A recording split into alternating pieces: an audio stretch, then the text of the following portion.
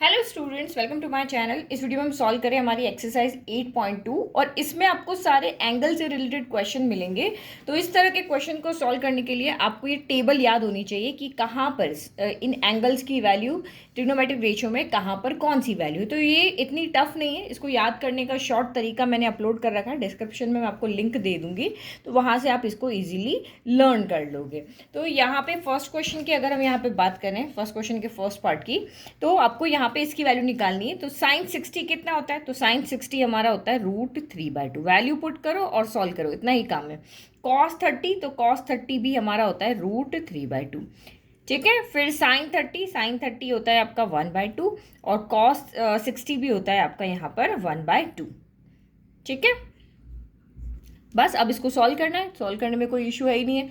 Numerator से numerator को multiply करना है, डिनोमिनेटर से डिनोमिनेटर को। मल्टीप्लाई में ऐसे ही होता है, तो √3 इंटू √3। तो हमेशा एक फॉर्मूला याद रखना कि √a इंटू √a क्या होता है? a होता है। ठीक है, आधा आधा मिलके एक बन जाता है। इस तरीके से आप इसको याद कर लो। तो √3 इंटू √3 3 हो गया, 2 इंटू 2 ये आपका 4 हो गया। ठीक है, कोई दिक्कत नहीं हुई। 1 1 जा 1 हो गया। आराम से समझो, क्योंकि यही चीज़ें हैं जो आप गलतियां करते हो। क्वेश्चन की वैल्यू सब आपको पता है, लेकिन मिस्टेक यहाँ करते हो। 2 2 जा 4 हो गया। ठीक है, अब आपको यहाँ क्या लेना है? एलसीएम लेना है। दोनों के डिनोमिनेटर सेम है, तो एक एलसीएम आपका 4 ही आएगा। यहाँ भी 4 है तो ऊपर कोई चेंज नहीं होगा, यहाँ भी डिनोमिनेटर में 4 है तो ऊपर कोई चेंज नहीं होगा। ऐड कर दो, 3 + 1 4 हो गया, नीचे भी आपका 4 हो गया। अब 4 के टेबल में 4 कितनी बार आता है? 1 टाइम, तो आंसर आपका यहाँ पर हो गया 1। अब बहुत सारे बच्चे यहाँ पे क्या गलती करते हैं कि 4/4 को ऐसे काट के आंसर 0 कर देते हैं। क्यों भाई? 4 की टेबल आप फर्स्ट क्लास से पढ़ते हुए आ रहे हो कि जब हम डिवाइड करते हैं तो 4 की टेबल में 4 कितनी बार आता है? 1 टाइम आता है। 1 टाइम ही आता है ना। इसका मतलब फ्रैक्शन में लिखने का मतलब क्या हुआ कि नीचे आपका यहाँ पे नीचे वाला नंबर ऊपर वाले नंबर को डिवाइड कर रहा है, तो ये आपका डिविडेंड है, ये डिवाइजर है, तो फिर आंसर 0 कैसे हो जाएगा? आंसर तो 1 होगा। तो ये गलतियाँ नहीं करनी, छोटी छोटी मिस्टेक्स आपको नहीं करनी है। तो हो गया हमारा फर्स्ट पार्ट। अब देखते हैं हमारा सेकेंड पार्ट। अब यहाँ पे 1045 की वैल्यू होती है 1 होल स्क्वायर प्लस कॉस 30 अभी हमने ऊपर देखा था √3/2, तो ये हो गया आपका √3/2 का होल स्क्वायर। फिर साइन 60, तो साइन 60 भी आपका क्या होता है? √3/2 का होल स्क्वायर हो जाता है। ठीक है, तो अब तो यहाँ पे तो मुझे सामने ही दिख रहा है, जैसे आपका ये इस तरीके से देखो, जैसे मैंने लिखा 2 -2, तो 2 -2 क्या होता है? 2 आइसक्रीम थी, दोनों खा ली, 0 बच गई। ठीक है, तो सेम अब इस 2 की जगह पे यहाँ पे √3/2 का होल स्क्वायर है, यहाँ पे √3/2 का होल स्क्वायर है। एक प्लस का है, एक माइनस का। सेम ये एक प्लस का है, एक माइनस का, तो ये दोनों आपस में क्या हो जाएंगे? कैंसिल। कैंसिल हो गए। जैसे 2 - 2 0 होता है, वैसे ही ये नंबर भी क्या हो जाएंगे? 0। तो अब आपका आंसर क्या बचा? 1 का स्क्वायर होता है 1 और 2 1 जा 2। तो इसका मतलब हमारे इस क्वेश्चन का आंसर कितना हो गया? 2। देखो कितना ईजी क्वेश्चन है ये। नाउ थर्ड पार्ट, तो ये सबसे इंपॉर्टेंट क्वेश्चन है, ये बहुत बार एग्जाम में आया हुआ है और थोड़ा सा आपका लेंदी भी है, तो सॉल्यूशन आप इसका बहुत अच्छे से समझना। फर्स्ट स्टेप क्या है हमारा? फर्स्ट स्टेप है हमें यहाँ पे वैल्यू पुट करना है। तो आपका cos 45 कितना होता है? तो cos 45 sin 45 एक ही वैल्यू होती है, 1/√2 होती है। ठीक है, फिर sec 30 कितना होता है? तो जितना cos 30 होता है, cos 30 कितना था? √3/2, तो उसका उल्टा कर दो, तो ये 2 कितना हो गया? √3 हो गया। टेबल आपको जिस भी तरीके से याद रहती है वैल्यू उस तरीके से याद करनी, चाहे शॉर्ट मेथड बताया उससे, जो भी आपका मेथड है उससे आपको टेबल याद होनी चाहिए, क्योंकि क्वेश्चन आपको एग्जाम में मिलने ही वाला है। cosec 30, तो साइन का उल्टा 1/2 का उल्टा 2/1 हो गया। अब कुछ नहीं करना, न्यूमरेटर में तो एक ही टर्म है, तो एक ही टर्म है तो इसको तो हम एज इट इज लिख लेते हैं, और डिनोमिनेटर में सॉल्व करना है। तो हमेशा जब भी ऊपर फ्रैक्शन हो नीचे भी फ्रैक्शन हो, तो बीच वाली जो ये लाइन होती है डिवाइड वाली, इसको आप थोड़ा सा ब्रॉड बनाओ, दिखना चाहिए, डिफरेंस दिखना चाहिए। 1 और √3 का एलसीएम क्या होगा? दोनों का प्रोडक्ट होगा। तो एलसीएम तो हम बचपन से पढ़ते आ रहे हैं, 1 × √3, ये आपका √3 हो गया। अब देखो यहाँ पर √3 है तो ऊपर कोई चेंज नहीं होगा, फिर यहाँ पर √3 नहीं है तो ऊपर √3 से मल्टीप्लाई हो जाएगा, तो ये आपका कितना हो जाएगा? 2√3 हो जाएगा। अब क्या हो रहा है? फ्रैक्शन डिवाइडेड बाय फ्रैक्शन हो रहा है, यानी कि a/b डिवाइडेड बाय c/d है। तो इसको हमें क्या करना पड़ेगा? इसको हम सॉल्व नहीं कर सकते, हमें फ्रैक्शन डिवाइडेड बाय फ्रैक्शन को एक सिंपल फ्रैक्शन में चेंज करना होता है। तो उसको हम करते हैं, इस डिवाइड के साइन को कर देंगे मल्टीप्लाई, तो नीचे वाला क्या हो जाएगा? उल्टा हो जाएगा, c/d के बजाय d/ क्या हो जाएगा? c हो जाएगा। ठीक है, तो यही तरीका है इसको सॉल्व करने का। तो ये 1/√2 एज इट इज हो गया, डिवाइड को हमने मल्टीप्लाई में चेंज कर दिया, जो नीचे था वो ऊपर चला गया, जो ऊपर था वो आपका यहाँ पर नीचे आ गया। ठीक है, अब इस तरह से ये फाइनल है, बट इस तरह से हम आंसर को छोड़ नहीं सकते कि आप डिनोमिनेटर में इस तरह से रूट को छोड़ दो। तो पहले इस मल्टीप्लाई के साइन को हटाते हैं, 1 × √3 हो गया, और नीचे जाओगे √2 का मल्टीप्लाई करो, तो यहाँ मैं ब्रैकेट लगा लेती हूँ क्योंकि जो बाहर है वो दोनों के पास जाएगा। तो √2 इसके पास आया, तो ये आपका 2√2 हो गया। फिर प्लस √2 अब इसके पास आया, किसके पास में, 2√3 के पास में है, 2 × √3 × √2। तो आप यहाँ पे देखो √a × √b जो होता है उसको हम √ab कर सकते हैं। ये छोटे छोटे फॉर्मूले हमने क्लास 9th में पढ़े थे, एक ऊपर भी दिखाया था मैंने आपको, ये वाले सारे हमने 9th क्लास में पढ़े थे फॉर्मूला। तो आप रिवाइज करके और इसको लिख लो सभी को एक जगह में। तो √a × √b √ab होता है, तो √3 × √2 क्या हो जाएगा, √3 × 2। तो √3 × 2 यानी कि √6 हो गया। तो इसका मतलब हम यहाँ पे क्या लिख सकते हैं, 2 हमारे पास था ही पहले से, इनको सॉल्व करके √6 आया, तो ये 2√6 हो गया।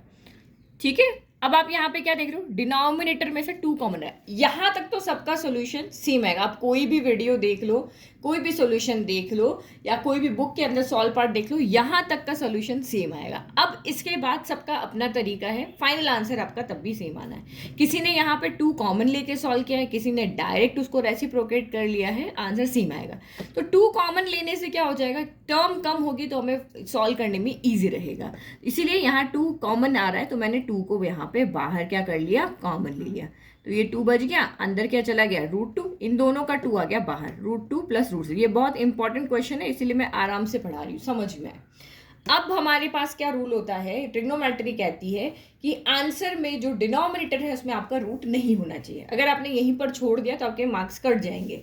ठीक है, तो हमें डिनोमिनेटर से यहाँ पे रूट को क्या करना है, हटाना है। तो रूट को हटाने के लिए हमने फिर से क्लास 9th की हेल्प लेंगे कि इसको रैशनलाइज करेंगे। तो रैशनलाइज करने का क्या तरीका होता है कि भाई ऊपर नीचे जो डिनोमिनेटर में आपकी टर्म है उसी से आप ऊपर नीचे मल्टीप्लाई कर दो। तो √2 √6 √2 √6, लेकिन साइन चेंज करके। अगर ये प्लस है तो माइनस करोगे, यहाँ पे माइनस करोगे। भाई 1 से मल्टीप्लाई किया तो इनको कैंसिल करके 4/4 जैसे 1 था तो ये भी 1 हो गया। तो हमारे आंसर में कोई फर्क नहीं पड़ रहा। अब ये हम ऐसा क्यों करते हैं साइन चेंज करके, क्योंकि नीचे हमें a + b a - b का फॉर्मूला बनाना होता है। a + b a - b क्या होता है, a² - b², और हमें पता है कि √a का स्क्वायर जो होता है वो a होता है। तो इसीलिए हम ये फॉर्मूला बनाते हैं। तो अब न्यूमरेटर में तो ये सीधा का सीधा क्या हो जाएगा, जाके प्रोडक्ट हो जाएगा, और डिनोमिनेटर में आपका फॉर्मूला लग जाएगा। ये 2 एज इट इज है, और a + b a - b, तो a + b a - b a² यानी √2 का स्क्वायर, b² यानी कि √6 का स्क्वायर। ठीक है, यहाँ तक समझ में आ गया, कोई प्रॉब्लम नहीं हुई है। सिर्फ हमने यहाँ पे इन दोनों में एक फॉर्मूला लगाया है, कौन सा, a + b प्रोडक्ट में a - b, ये होता है हमारा a² - b²। ठीक है, अब कुछ नहीं करना, बस इसको सॉल्व करना है। अंदर लेके जाओ, √2 × √3, अभी बताया था √2 × √3 कितना हो गया, √6 हो गया। फिर √3 × √6, तो 6 3 जा कितना हो गया, 18 हो गया। ठीक है, फिर आपका ये 2 हमने बाहर ले ही रखा है। √2 का स्क्वायर क्या हो गया, 2 हो गया। √6 का स्क्वायर क्या हो गया, तो √6 का स्क्वायर आपका यहाँ पर 6 हो गया। ठीक है, अब आ गया क्या, 6 रूट से बाहर आएगा, नहीं आएगा। भाई ये 3 है, ये 2 है, तो √6 तो रूट से बाहर आना ही नहीं है, तो ये √6 ही रहेगा। अच्छा, 18 के फैक्टर लिखो, तो 18 के फैक्टर क्या होंगे, 2 की टेबल में आया 9 टाइम, फिर 3 की टेबल में आया 3 टाइम, फिर 3 की टेबल में 1 टाइम। यहाँ पेयर बन रहा है, पेयर जहाँ पे भी बन रहा है वो रूट से बाहर आ जाता है। तो √18 आपका यहाँ पे क्या होगा, 2 × 3 × 3, इनका पेयर बन गया, तो ये 1 बाहर आ जाएगा। और इस तरीके से अंदर पेयर बना तो बाहर आके क्या हो जाता है, ये 1 बन जाएगा, रूट हट गया, और √2 भाई इसने अपना पेयर नहीं बनाया इसलिए ये आपका अंदर रहेगा। जिसका भी पेयर बन जाता है वो बाहर आ जाता है। ठीक है, तो ये आपका कितना हो गया, 3√2 हो गया। और नीचे क्या बचा, 2 है, 2 - 6, तो 6 में से 2 गया तो 4 बचा। लेकिन जो नंबर जो नंबर बड़ा है उसका साइन चलेगा। तो यहाँ तो 6 बड़ा है, 6 का साइन क्या है माइनस, तो नीचे माइनस आएगा। अब नीचे हम माइनस भी नहीं छोड़ सकते, तो माइनस को भी आपको ऊपर कॉमन लेना पड़ेगा। ऊपर से माइनस लाएंगे तभी तो नीचे वाला माइनस हटेगा। तो ऊपर हमने बाहर माइनस लिया, तो जो नेगेटिव है वो हो जाएगा पॉजिटिव, जो पॉजिटिव है वो हो जाएगा यहाँ पर नेगेटिव, और नीचे कितना हो गया -4 2 8 हो गया। इस माइनस से ये माइनस क्या हो गया आपका कैंसिल। तो आपका फाइनल आंसर यहाँ से कितना आ गया 3√2 -√6 divided by 8। This is your final answer. यहां तक आप क्वेश्चन करोगे तब आपको फुल मार्क्स मिलेंगे, अदरवाइज आपके मार्क्स कट जाएंगे। तो ये बहुत अच्छा क्वेश्चन है, एग्जाम के पॉइंट ऑफ व्यू से बहुत इंपॉर्टेंट क्वेश्चन है। और सबसे ज़्यादा मिस्टेक आप इसमें करते हो क्योंकि बहुत सारे फॉर्मूलाज इसमें लग रहे हैं, फ्रैक्शन का लग रहा है, ये लग रहा है, तो आपके गलती करने के चांसेस रहते हैं। एक बार आपने देख लिया, अब वीडियो को यहीं पॉज कर लो और खुद से इसको सॉल्व करके देखो कि आपको कितना समझ में, आपके दिमाग में कितना गया। क्योंकि देखने से समझ में आ जाएगा, लेकिन जब आप करने बैठोगे तब सॉल्व नहीं होगा। तो इसीलिए इसको अभी का अभी प्रैक्टिस करो, फिर आप नेक्स्ट क्वेश्चन पे जाओ। क्वेश्चन नंबर 4, फर्स्ट का 4th पार्ट। तो ये भी हमारा उसी से मिलता जुलता क्वेश्चन है। तो सबसे पहले हम वैल्यू रखें साइन 30 होता है आपका यहाँ पर 1/2, tan 45 होता है 1, cos x 60, तो साइन 60 का उल्टा हो गया, तो ये हो जाएगा आपका 2/√3 हो गया। फिर अगेन आपका नीचे है sec 30, तो cos 30 का उल्टा, तो यानी 2 कितना हो गया √3 हो गया। फिर cos 60, तो cos 60 हमें पता है कितना होता है 1/2, और cot 45 tan 45 का उल्टा यानी कि 1 का उल्टा 1। बस अब हमें इसको क्या करना है सॉल्व करना है। तो न्यूमरेटर में एलसीएम ले लें, इसके डिवाइड में कुछ नहीं तो 1, तो 2 1 और √3 तीनों का प्रोडक्ट कर दो, तो आपका यहाँ पे एलसीएम कितना हो जाएगा 2√3 हो जाएगा। ठीक है, एलसीएम लो भाई, एलसीएम हमने ले लिया। अब ऊपर इसको सॉल्व करते हैं। यहाँ पे 2 है बट √3 नहीं है, तो √3 ऊपर मल्टीप्लाई हो जाएगा। यहाँ पे तो 1 है, कुछ भी नहीं है, तो पूरा का पूरा 2√3 ही ऊपर चला जाएगा। फिर यहाँ पे √3 है बट 2 नहीं है, डिनोमिनेटर सबके नीचे आना चाहिए ना भाई, √3 है बट 2 नहीं है, तो 2 ऊपर चला जाएगा, तो ये 2 2 4 हो गया। सेम यहाँ पर भी इसके डिवाइड में कुछ नहीं है, तो 2 इन तीनों का प्रोडक्ट यानी कि 2√3 ही आपका एलसीएम आएगा। √3 है बट 2 नहीं है, तो 2 पर प्रोडक्ट होगा, 2 2 4। यहाँ 2 है बट √3 नहीं है, तो √3 ऊपर चला जाएगा इंटू 1 √3। यहाँ 1 है तो दैट मीन्स कि 2√3 पूरा का पूरा ऊपर मल्टीप्लाई होगा, तो ये माइनस का 2√3 हो गया। अब आप यहाँ पे देखो, ये दोनों जो हैं वो आपस में कैंसिल हो जाएंगे, ये इससे क्या हो जाएगा कैंसिल। मैं अभी का अभी क्रॉस करी, ज़्यादा स्टेप नहीं बढ़ाते, क्यों, तो साइड में हम लिखते जाएं, क्योंकि a/b डिवाइडेड बाय c/b, इसको अगर हम यहाँ सॉल्व कर दें तो a/b, अभी मैंने कहा था डिवाइड के साइन को प्रोडक्ट में चेंज करते हैं तो नीचे वाला उल्टा हो जाता है, तो b/ क्या हो जाएगा c हो जाएगा। तो ये देखो, ये b से ऊपर वाले b से नीचे वाला b क्या होता है कैंसिल, तो फाइनल आंसर आपका a/c बचता है। तो ये हमारा a है, ये हमारा यहाँ पर c है। ठीक है, तो मैं इसको यहाँ पे लिख लेती हूँ। देखो ये √3 है, ये 2√3, तो आप इस तरीके से समझो इसको, जैसे ये x + 2x, √3 को अगर मैं x मानूं तो x + 2x कितना होगा 3 टाइम x होगा भाई, ये 1 टाइम x है, 2 टाइम x है, तो ये 3 टाइम x हो जाएगा। तो सेम यहाँ पे भी ये दोनों आपस में क्या हो जाएंगे ऐड हो जाएंगे, तो ये हो गया 3√3 - का 4 एज इट इज। सेम यहाँ पे भी ये दोनों आपस में सॉल्व होंगे, तो भाई ये आपका यहाँ पे कितना हो जाएगा, तो अच्छा एक सेकंड, क्वेश्चन में कुछ गड़बड़ किया है, यहाँ प्लस था ना, मैंने माइनस लिख दिया, तो ये प्लस होगा। तो सेम यहाँ पे भी 4 एज इट इज, और √3 + 2√3 ऐड होके अगेन ये भी आपके कितने हो जाएंगे 3√3 और +4 मैंने बाद में दिया, ऑर्डर के अकॉर्डिंग अरेंज कर दिया। ठीक है, अब फिर से ये क्या ये आंसर है, no this is not your answer. Why, because denominator में we have root value in our denominator, that's why this is not our final solution. तो what we will do, we will rationalise it. How we will rationalise, denominator की term को हम ऊपर नीचे क्या करेंगे multiply करेंगे, लेकिन साइन चेंज करके। क्यों करते हैं हम ऐसा, क्योंकि हम डिनोमिनेटर में a + b a - b का फॉर्मूला बनाते हैं। तो 3√3 + 4 है, तो 3√3 - 4, 3√3 - 4। समझ में आ गया बच्चों, यहाँ से हमने क्या किया, क्योंकि हम इसको यहाँ नहीं छोड़ सकते, यहाँ छोड़ा तो हमारे मार्क्स कट जाएंगे, हमें फाइनल सोल्यूशन देना है। तो फाइनल सोल्यूशन देने की वजह से हम यहाँ पे क्या कर रहे हैं कि जो डिनोमिनेटर है उसका ऊपर नीचे मल्टीप्लाई कर रहे हैं साइन चेंज करके। तो ऊपर क्या होगा a - b a - b a - b a - b a - b का होल स्क्वायर होता है। सेम ब्रैकेट अगर है तो जैसे 2 × 2 क्या होता है 2 का स्क्वायर, हम ऐसे लिखते हैं ना, 2 × 2 क्या होता है 2 का स्क्वायर होता है। वैसे ही सेम ये और ये सेम है, तो इसका मतलब इसका होल स्क्वायर, तो 3√3 माइनस 4 का होल स्क्वायर। डिनोमिनेटर में वही जो हमारा पीछे फॉर्मूला बन रहा था, a plus B A minus B equal to A square minus का बी स्क्वायर। समझ में आ गया बच्चे? A square minus B square, ये नया नहीं है। तो ए स्क्वायर कौन है? तो 3√3 ए है, तो ये स्क्वायर हो गया। बी स्क्वायर यानी कि 4 का स्क्वायर, एक बार इसका स्क्वायर कर दिया, एक बार इसका स्क्वायर कर दिया। अब आपको पता है a माइनस बी के होल स्क्वायर का क्या फॉर्मूला होता है, तो इसकी जगह फॉर्मूला लगेगा a माइनस बी का whole square a square plus b square minus 2ab।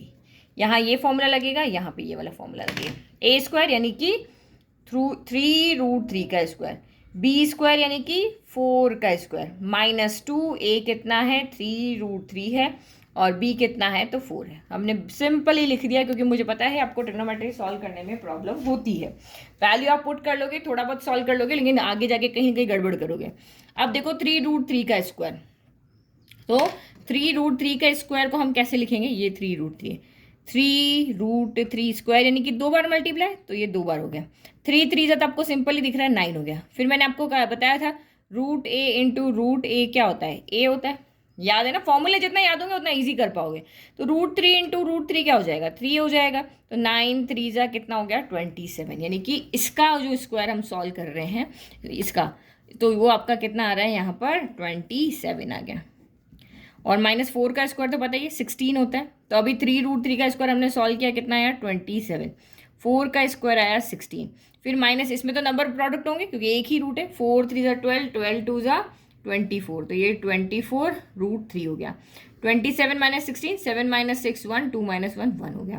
तो 27 में से आपका 16 गया, तो ये आपका सॉरी यहाँ पे प्लस है ना, तो ये दोनों ऐड हो जाएंगे, तो ये आपका कितना है 7 + 6 13 का 3 कैरी 1, तो ये 43 हो गया। 43 minus 24√3 divided by 11, this is your final answer. I hope आपको यहाँ पर कोई भी प्रॉब्लम नहीं हुआ है, आप इजीली उसको समझ पाए। फिर भी आपको लगता है कि कोई स्टेप मुझे नहीं समझ में आए, थोड़ा सा वीडियो को पीछे करो, वापस देख करके आप नेक्स्ट स्टेप में। मैं सारे के सारे फॉर्मूला इसीलिए जहाँ है वहीं लिख रही हूँ, बिल्कुल रफ जैसे सॉल्व हो रहा है, बट अब मेन बात ये है कि आपको समझ में आना चाहिए। फर्स्ट थिंग, अब सॉल्व कर लिया, देख लिया, अब वीडियो को पॉज करो, खुद से सॉल्व करो, यहाँ तक आप इजीली पहुँच जाओगे। रैशनलाइज वाली स्टेप में आप मिस्टेक ना करो, इसलिए इसको अभी का अभी सॉल्व करना, this is the best way to study. Now fifth part, तो फिफ्थ पार्ट के अंदर हम देखते हैं cos 60, तो cos 60 की वैल्यू होती है हमारे पास में 1/2। अभी हम बार बार बोल रहे हैं ताकि आपको याद हो। +4 होल स्क्वायर में लगा दिया। sec 30, तो sec 30 होता है साइन cos 30 का उल्टा, तो √3/2, तो 2/√3 हो गया। 1045, तो 1 का स्क्वायर हो गया। नीचे sin 30 होता है 1/2 और cos 30 होता है √3/2। ठीक है, तो ये दोनों सबने हमने सारी कुछ नहीं किया अभी तक, हमने सिर्फ वैल्यू पुट किया है। और आगे जाके आप आइडेंटिटी पढ़ोगे कि sin square theta plus cos square theta क्या होता है, 1 होता है। तो यहाँ डायरेक्ट आप आइडेंटिटी लगा करके डिनोमिनेटर में 1 कर सकते हो। ठीक है, तो अभी तो हमें वैल्यू पता है, हम यहीं तक पहुंचे, यहीं तक सॉल्व कर दें। सबसे पहले स्क्वायर को हटा लें, तो ये 5 एज इट इज 1/2 का स्क्वायर, तो 1 का स्क्वायर, दोनों का स्क्वायर होगा, 1 का स्क्वायर 1, 2 का स्क्वायर हो गया 4। फिर प्लस आपका 4 हो गया, 2 का स्क्वायर हो गया 4, √3 का स्क्वायर 3 होता है। क्यों? क्योंकि अभी हमने देखा था √a इंटू √a होता है, तो ये इसको चाहे ये लिखो या √a का स्क्वायर लिखो, एक ही बात है। ठीक है, तो ये √3 का स्क्वायर हमने 3 कर दिया। फिर माइनस, फिर आपका ये 1 हो गया, 1 का स्क्वायर 1 ही होता है। 1/2 का स्क्वायर अभी हमने ऊपर किया, 1/2 का स्क्वायर 1/4, और √3/2 का स्क्वायर, तो अभी हमने क्या था √3 का स्क्वायर 3 और 2 का स्क्वायर 4। सॉल्व करो, देखो 3/4 प्लस 1/4 क्या होता है 1 होता है ना, तो यही चीज़ है। चलो सॉल्व करो, 5 ऊपर मल्टीप्लाई हो जाएगा, बाहर है, तो ये 5 1 ज़ा 5/4 प्लस 4 4 ज़ा 16/3 माइनस 1 डिवाइडेड बाय 1/4 प्लस 3/4। एक साथ एलसीएम लेंगे। ठीक है, चलो ऊपर एलसीएम, इसके नीचे तो कुछ नहीं है, तो 1 3 4 का एलसीएम 12 हो जाएगा। भाई तीनों का प्रोडक्ट आपने कर लिया, 12 हो गया। यहाँ 4 है बट 12 है, तो मतलब 3 नहीं है, तो 5 3 ज़ा 15 हो गया। फिर यहाँ 3 है बट 4 नहीं है, तो 16 4 ज़ा 64 होता है, 16 चौक 64। और यहाँ तो 1 है, तो हमें तो पूरा 12 बनाना है, तो ऊपर आपका 12 आ गया। नीचे एलसीएम आपका दोनों का डिनोमिनेटर सेम है, तो बस एलसीएम 4 हो गया। और जो क्योंकि दोनों के नीचे 4 है तो न्यूमरेटर में कुछ चेंज नहीं होना। ठीक है, अब ये इसको सॉल्व करो, 15 में से 12 गया तो 3 बचा, तो 64 + 3 67 बाय आपका 12 हो गया।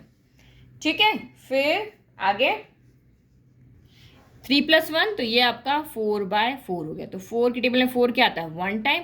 अब किसी भी फ्रैक्शन को 1 से डिवाइड करो तो वही रहेगा, तो ये आपका 67/12। This is your final answer. I hope इसमें तो कोई प्रॉब्लम नहीं हुआ, कोई रैशनलाइज नहीं है, नॉर्मली हमने जैसे सॉल्व करते वैसे किया। नेक्स्ट क्वेश्चन 2 पे चले। क्वेश्चन टू के आपके 3 पार्ट है और तीनों ही आपके ऑब्जेक्टिव हैं। तो आपको ये बताना है कि choose the correct option and justify your choice. तो आपको ये कहना है कि भाई इसमें से आप करेक्ट ऑप्शन को चूज करो और जस्टिफाई करो कि आपने उसी को क्यों चूज किया है। तो ऐसा क्वेश्चन अगर एग्जाम में आता है तो आपको सॉल्व करके दिखाना है, ओनली ये नहीं कि डायरेक्ट टिक कर दिया। अगर राइट हुआ तो आपको आधा नंबर ये मिलेगा। ठीक है, तो यहाँ पे देखो करेक्ट ऑप्शन चूज करने के लिए सबसे पहले वैल्यू देख लेते हैं। तो sin 60 कितना होता है? तो √3/2 होता है। cos 60 तो 1/2 होता है। tan 60 आपका √3 होता है और sin 30 आपका 1/2 होता है। तो इसको सॉल्व करके जो भी वैल्यू आ रही होगी वही हमारा आंसर होगा। तो सॉल्व कर लें। 2 tan 30 तो tan 30 आपका होता है 1/√3, तो ये हो गया 1/√3। और ये 1 प्लस अगेन tan 30 तो 1/√3 का स्क्वायर हो गया। सॉल्व करो, ऊपर तो कुछ नहीं होगा, 2 × 1 तो ये 2/√3 हो गया। और नीचे भी आपका फ्रैक्शन आ रहा है तो इसको थोड़ा सा बोल्ड बना लो। तो ये 1 + 1 का स्क्वायर 1, √3 का स्क्वायर 3 होता है। अभी तो मैंने कितनी बार आपको यहाँ पे बता दिया, √a का स्क्वायर a ही होता है। ठीक है, चलो अब इसको डिनोमिनेटर को सॉल्व करें। जब तक डिनोमिनेटर एक प्रॉपर फ्रैक्शन की फॉर्म में नहीं आता, p/q की फॉर्म में, तब तक हम इसको रेसिप्रोकेट नहीं कर सकते। तो एलसीएम, तो नीचे 1 और 3 का एलसीएम होता है 3। यहाँ 1 है बट हमें 3 चाहिए तो 3 ऊपर प्रोडक्ट कर देंगे। यहाँ 3 है तो ऊपर वही का वही रहेगा भाई, डिनोमिनेटर जो है वही यहाँ पे है, तो 1 हो गया। तो ये आपका कितना हो गया? 2/√3। अभी भी ऐसे ही चल रहा है। 3 + 1 तो 4/3। अब वही जो मैंने पीछे बताया, a/b डिवाइडेड बाय c/d क्या होता है? उल्टा हो जाता है। तो 2/√3 × 4/3 है, ये 3/4 हो गया। अब देखो 2 से 4 कैंसिल हो गया 2 टाइम। अब ये भी कैंसिल होगा, देखो कैसे, 3/2√3 है। तो ये तो हमारा आंसर कहीं पे भी नहीं आ रहा है, तो इसका मतलब हमें और सॉल्व करना पड़ेगा। ठीक है, तो हम जैसे हम √a × √a को a लिख रहे थे, तो सेम इसको हम ऐसे लिख सकते हैं। इस 3 को हम क्या लिख सकते हैं? √3 × √3 लिख सकते हैं, क्योंकि √a × √a होता है। तो a भी तो इसके, ये इसके इक्वल है तो ये भी तो इसके इक्वल है। लेफ्ट और राइट दोनों आपस में इक्वल है, तो इसकी जगह हम क्या लिख रहे हैं? √3 × √3 डिवाइडेड बाय 2√3। ठीक है, इस √3 से √3 कैंसिल हो गया। अब हमारे पास जो फाइनल बचा वो √3/2 बचा। अब आप देख लो यहाँ √3/2 कहाँ आ रहा है? तो √3/2 आ रहा है यहाँ। तो ये आपका जस्टिफिकेशन हो गया, ये आंसर हो गया। डायरेक्ट इसको टिक कर दोगे कि भाई ये आंसर है तो क्यों है, आपने जस्टिफाई तो किया नहीं, तो आपके मार्क्स कट जाएंगे। तो ये आंसर sin 60 हमारा यहाँ पर आंसर है। सेकेंड पार्ट देखें। सेकेंड पार्ट देखो, 1 - इसको सॉल्व करना, बताना कौन सा आंसर आपका यहाँ पर राइट है। तो 1045 क्या होता है? 1 होता है। 1 - 1 का स्क्वायर और नीचे 1 + 1 का स्क्वायर। तो 1 - 1 का स्क्वायर 1 ही होता है, तो 1 - 1 हो गया, नीचे 1 + 1 हो गया। 1 - 1 0, 1 + 1 2, और 0 में किसी भी नंबर से डिवाइड करो तो आंसर क्या आता है? यहाँ पर 0 ही आता है। तो देखो कौन सा आंसर राइट है। अभी तो हमको दिख रहा है ऑप्शन डी राइट है। तो ठीक है, क्यों? क्योंकि देखो 1 हमारा आ नहीं रहा, तो ये हमारा आंसर नहीं है। और sin 45 क्या होता है? sin 45 1/√2 होता है, और tan 90 जो होता है वो नॉट डिफाइंड होता है। तो इसका मतलब आंसर क्या है हमारा? यही हो गया, सीधा सा दिख गया हमें ना। थर्ड पार्ट यहाँ पे कह रहा है कि sin 2a जो है वो 2 sin a के इक्वल है। इज ट्रू व्हेन a = तो ये आपस में कब इक्वल होंगे? या तो a की वैल्यू 0 होता, a की वैल्यू 30 होता, 45 होता या 60 होता। तो हमें एक एक यहाँ पे क्या करना पड़ेगा? रख करके चेक करना पड़ेगा कि ये कहाँ के, कौन से एंगल के लिए ये वैल्यू आपकी यहाँ पर ट्रू है। तो 1 by 1 देखें। सबसे पहले हम a पार्ट को देखते हैं। पुट a = 0, तो यहाँ पुट करो तो sin 2a, a की जगह 0 रखा है, 0 को 2 से मल्टीप्लाई करेंगे तो sin 0 हो जाएगा। हम LHS ले रहे हैं, ठीक है। तो sin 0 कितना होता है? तो sin 0 0 डिग्री होता है। अब यहाँ पे रखो RHS ले रहे हैं, तो RHS में क्या होगा? 2 sin 0, तो sin 0 तो 0 ही होता है। अब 0 को 2 से प्रोडक्ट करोगे तब भी कितना आएगा? आंसर तो आपका 0 ही आएगा।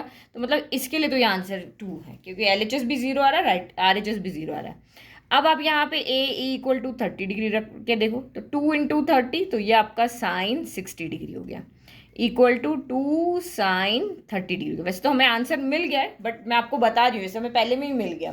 बट हम चेक कैसे करेंगे अगर नहीं होता है तो साइन 60 कितना होता है, साइन 60 होता है आपका √3/2 इक्वल टू 2। साइन 30 कितना होता है, तो 1/2, तो 2 से 2 कैंसिल हो गया, यानी कि ये LHS इक्वल टू RHS ऐसे ही करके सॉल्व करना था।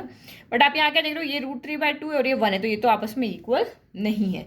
मैं एक और कर देती हूँ, 4th वाला आप ट्राई करना।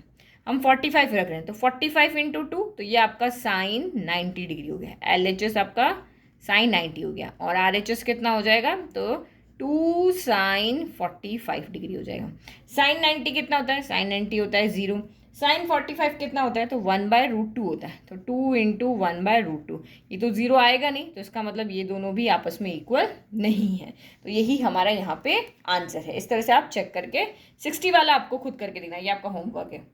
सेकंड का 4th पार्ट देखें तो ये आपका कितना हो गया 2। इसको सॉल्व करना और बताना कौन सा ऑप्शन राइट है। तो tan 30 कितना होता है 1/√3, तो 2 × 1/√3 हो गया। 1 - 1/√3 का स्क्वायर हो गया, तो ये हो गया आपका 2/√3 हो गया। और ये 1 - 1 का स्क्वायर 1, √3 का स्क्वायर 3 हो गया। एलसीएम ले लें। अभी हमने जो से ऊपर सॉल्व किया था ना, ये सेम वही क्वेश्चन है, बस साइन का चेंज है। यहाँ माइनस है और यहाँ पे क्या है, यहाँ प्लस है और यहाँ इस क्वेश्चन में माइनस है। तो फर्स्ट और फोर्थ में आपका कोई चेंज नहीं है। तो एलसीएम ले लें। यहाँ तो आपने ऊपर भर लिया तो इजीली आ गया होगा। एलसीएम लोगे तो 3 आएगा और 3 यहाँ चला जाएगा, 3 - 1, वहाँ +1 हो रहा था, तो 2/√3 और ये 2/3 हो गया, उल्टा होके 3 कितना हो जाएगा 2 हो जाएगा। 2 से 2 कैंसिल हो गया। 3 को अगेन हम क्या लिख सकते हैं, √3 × √3 डिवाइडेड बाय √3 ऐसे लिख सकते हैं। इस √3 से ये √3 कैंसिल हो गया, सिर्फ क्या बचा आपका √3 बचा। अब देखो √3 कहाँ पे होता है, तो cos 60 होता है 1/2, साइन 60 होता है √3/2, tan 60 होता है √3 और साइन 30 कितना होता है, साइन 30 होता है 1/2। तो इसका मतलब ऑप्शन सी आपका यहाँ पर राइट है। ठीक है, चलो next most important question again इस एक्सरसाइज का। ये मोस्ट रिपीटेड क्वेश्चन है एग्जाम के पॉइंट ऑफ व्यू से। बहुत बार ये क्वेश्चन पूछा जाता है कि भाई इफ tan a + b अगर √3 है एंड tan a - b 1/√3 है और ए बी जो है 0 से 90 के बीच में है और एंगल ए एंगल बी से बड़ा है। अब ये इन्होंने क्यों कहा एंगल ए एंगल बी से बड़ा है, क्वेश्चन में एक एक चीज़ बहुत इंपॉर्टेंट होती है, क्योंकि a - b दिया है, अगर b बड़ा हो गया तो ये वैल्यू नेगेटिव हो जाएगी, इसीलिए इन्होंने कहा कि नहीं a एंगल जो है वो हमेशा यहाँ पे b से बड़ा है, पहले से दे दिया। फाइंड a एंड b, हमें a एंड b की यहाँ पे एंगल a क्या है और एंगल b क्या है वो हमें बताना है। तो एंगल ए और एंगल बी तो हम तब बताएंगे ना जब यहाँ से ये tan हट जाए। tan हट जाएगा तो हम सिंपल जो लीनियर इक्वेशन सॉल्व करते थे वैसे ये हो जाएगी। तो tan हटाने के लिए क्या करना पड़ेगा कि भाई इधर भी tan हो, दोनों साइड tan हो तो कंपैरिजन हो जाता है। तो इधर भी हमें tan लाना पड़ेगा, इधर भी हमें tan लाना पड़ेगा। तो tan के अंदर √3 कहाँ होता है, तो tan के अंदर √3 tan 60 पे होता है। तो यही इक्वेशन को मैं फिर से लिख रही हूँ, लेकिन अब थोड़ा सा चेंज करके इसको एंगल की फॉर्म में। भाई ये एंगल की फॉर्म में है तो यहाँ वैल्यू को मैं एंगल में ही चेंज कर रही हूँ, इधर एंगल है तो इधर भी एंगल कर रहे हैं, उससे ये इक्वेट हो जाए। तो tan √3 को हम क्या लिख सकते हैं, tan 60 डिग्री लिख सकते हैं। ये भी एंगल हो गया, ये भी एंगल हो गया। अब आप यहाँ पे क्या कंपेयर कर सकते हो, काटना नहीं। बहुत सारे बच्चे यहाँ पे क्या करते हैं, अरे ये तो सेम हो गया, tan से tan को काट दे, नहीं कटता नहीं है, वो कंपेयर होगा। ये दोनों इक्वल कब हो सकते हैं, जब a + b भी 60 डिग्री यहाँ पर हो। तो tan और tan सेम हो गया है तो हम यहाँ पे लिख सकते हैं कि a + b जो है वो 60 डिग्री है, इक्वेशन 1। सेम यहाँ पे भी आप लिखोगे tan a - b, इसको भी एंगल में चेंज करो, लेफ्ट एंगल में तो राइट भी एंगल में। तो 1/√3 कहाँ होता है, तो tan 30 डिग्री पे होता है। अगेन tan सेम, तो a - b यहाँ पर 30 डिग्री के इक्वल होगा। इक्वेशन 2 सॉल्व करो, सॉल्विंग फर्स्ट एंड सेकेंड, तो इक्वेट ईजिली हो रहा है। a + b = 60 degree, a - b = 30 degree. तो सबसे सिंपलेस्ट इक्वेशन है जो अभी आप सॉल्व कर रहे हो। प्लस बी से minus B cancel, a + a 2a, 60 + 30 होता है 90 डिग्री। a = कितना हो गया 90 डिवाइडेड बाय 2, तो दिस एम्प्लाइज a कितना हो गया 45 डिग्री, यानी a की वैल्यू आ गई 45। किसी में भी पुट कर दो, यहाँ पुट कर लेते हैं या यहाँ पुट कर लेते हैं फ्रॉम फर्स्ट।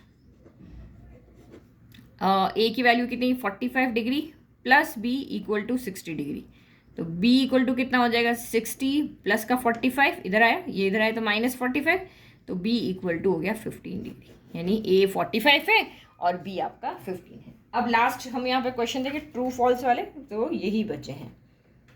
ठीक है, तो ये मैं क्वेश्चन यही दिखा देती हूँ बुक में, और सॉल्व करके बता देती हूँ। Question 3, state whether the following are true और false, justify your answer. Answer हमें जस्टिफाई करके बताना है भाई, फॉल्स है तो क्यों है, ट्रू है तो क्यों है। तो आंसर तो देखो आपको यहाँ पे लिखे हुए दिख रहे हैं कि ये स्टेटमेंट फॉल्स है, ये ट्रू है, लेकिन हमें बताना है कि क्यों है। तो फर्स्ट पार्ट को अगर देखें तो इसने कहा है कि भाई साइन ए प्लस बी जो है वो साइन ए प्लस साइन बी के इक्वल है। अब देखो कोई भी एक एंगल ले लो, लेट कि मैं ए ले लेती हूँ यहाँ पर 30 डिग्री ले लिया, बी 60 ले लिया, तो साइन ए प्लस बी यानी 30 प्लस 60 हो गया 90 डिग्री। साइन 90 की वैल्यू कितनी होती है, 1 होती है। यस, तो ये तो 1 आ रहा है। और अगर इधर रखें तो साइन 30 प्लस साइन 60, तो साइन 30 डिग्री प्लस आपका साइन 60 डिग्री हो गया। तो साइन 30 कितना होता है 1/2, 60 कितना होता है √3/2। तो क्या इनको ऐड करने पर 1 आएगा, 30 प्लस 60 को ऐड करने पर आपका 1 आएगा, नहीं आएगा। जो मर्जी आप एंगल यहाँ पे ले लो 1 तो नहीं ही आएगा, एलसीएम लेकर के करोगे तभी। इसीलिए ये स्टेटमेंट आपका यहाँ पर क्या है, फॉल्स है। The value of sine theta increases as theta increase. इसने कहा कि थीटा की वैल्यू बढ़ाते जाओ तो क्या आपका साइन थीटा भी इंक्रीज होगा, तो हाँ होगा। देखो साइन यहीं पे आपको आंसर दिखा रहे, देखो साइन 0 कितना है, 0 है। 30 कितना है 1/2, 0 से बड़ा। 45 डिग्री कितना है 1/√2, इससे और बड़ा। फिर एंगल मैंने 60 कर दिया तो √3/2, तो इससे और बड़ा। 90 कर दिया तो 1 आ गया। तो इसका मतलब इसमें वैल्यू क्या हो रही है, एंगल की वैल्यू, जैसे जैसे आप एंगल बढ़ा रहे हो तो इनकी एंगल साइन की वैल्यू भी क्या हो रही है, बढ़ती जा रही है। पहले कम थी, उससे ज़्यादा, उससे ज़्यादा, उससे ज़्यादा, उससे ज़्यादा। तो इसका मतलब साइन थीटा में तो थीटा बढ़ाने पर वैल्यू भी क्या होती है, इंक्रीज होती है। तो बस यही आपको लिखना है, सेम यही, बस ये वैल्यू लिख देना और बोल देना कि yes this statement is true, कि साइन थीटा इंक्रीज होने पर थीटा भी इंक्रीज होता है। साइन थीटा कब इंक्रीज होगा, जैसे जैसे थीटा इंक्रीज होगा। The value of cos theta increases as theta increases. तो यहाँ पे देख लेते हैं, हमारे पास तो सब प्रूफ है। कॉस थीटा में देखो एंगल हमने 0 रखा तो 1 वैल्यू आ रही है, 30 रखा तो इससे कम आ रही है, 45 रखा तो इससे भी कम, 60 रखा, एंगल बढ़ाते जा रहे हैं लेकिन वैल्यू कम हो रही है 1/2, और 90 रखने पे तो 0 हो गई। तो साइन की वैल्यू 0 से 1 जाती है, बढ़ती है, लेकिन कॉस की वैल्यू 1 से 0 डिक्रीज होती है। तो इसका मतलब ये स्टेटमेंट आपका ट्रू नहीं है, फॉल्स है। साइन थीटा में वैल्यू बढ़ती है थीटा बढ़ाने पर, लेकिन कॉस थीटा में वैल्यू नहीं बढ़ती है। Sine theta equal to cos theta for all values of theta. तो देख लेते हैं भाई, sine theta equal to cos theta है क्या, 0 पे तो इक्वल नहीं है, 30 पे इक्वल नहीं है, ओनली 45 डिग्री पे इक्वल है, 60 पे फिर से इक्वल नहीं है, 90 पर भी इक्वल नहीं है। तो सिर्फ ऑल वैल्यू के लिए इक्वल नहीं है, सिर्फ 45 डिग्री के लिए दोनों वैल्यू इक्वल है, अदरवाइज बाकी के लिए नहीं है। तो आपका स्टेटमेंट क्या हो गया यहाँ पर, फॉल्स हो गया, कि भाई sine theta equal to cos theta है बट एक 45 डिग्री के लिए है, सारे एंगल के लिए नहीं है। Cos cot A is not defined for A equal to 0। तो हम देख लेते हैं भाई, कॉट ए कहाँ है हमारा, ये रहा। जब आपका एंगल कितना है यहाँ पे 0 डिग्री है तो एंगल यहाँ पे नॉट डिफाइंड आ रहा है, ये रहा।